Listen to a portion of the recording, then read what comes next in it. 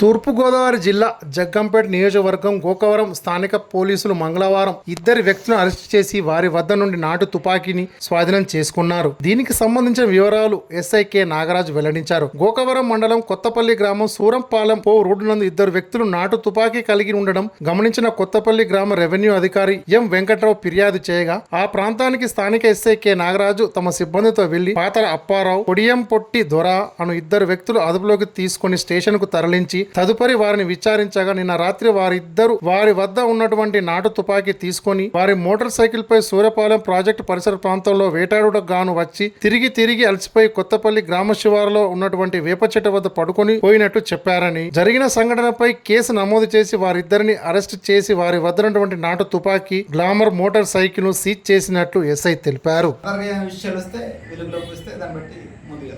నిందితులు ఇద్దరైనా ఇన్వెస్టిగేషన్ తెలియదు, ఇద్దరు మనుషులు ఫర్దర్ ఇన్వెస్టిగేషన్ నడిపిస్తే యాడ్ చేసుకున్నాం. పాత్ర అప్పారావు అని చెప్పేసి ఒక అతను సూరంపాలెం విలేజ్ గంగవరం మండలం, ఇంకొక అతను పొడియం పొట్టిదొర అని చెప్పేసి ఇతను పోయేదర కోట్లగూడెం గ్రామం రంపచోడవరం మండలం. శబ్దానికంటే వీళ్ళు బైక్ మీద తాగేసి వెళ్తూ పడిపోవడం వలన పడిపోయిన శబ్దానికి గ్రామస్తులు వేసి ఇన్ఫార్మ్ చేయడం, అక్కడ ఉన్న వాళ్ళు చూడటం, మన పోలీసు రష్ అవ్వడం, వెంటనే వాళ్ళని తీసుకురావడం జరిగింది. ఎంతమంది కేసులు ఎటువంటి కేసులు నమోదు అయ్యలేదు. తుపాకీ రికవర్ చేశారు. పర్లేదండి, అది నాటు తుపాకీ, హ్యాండ్ మేడ్ తుపాకీ. అది వాళ్ళకి తెలిసి వాళ్ళ పూర్వీకులు ఎప్పుడుతో ఇంట్లో ఉంటే అడుగు పందులు పడడం కోసం వచ్చామని చెప్పేసి ఒక కన్ఫెషన్ చెప్పారు.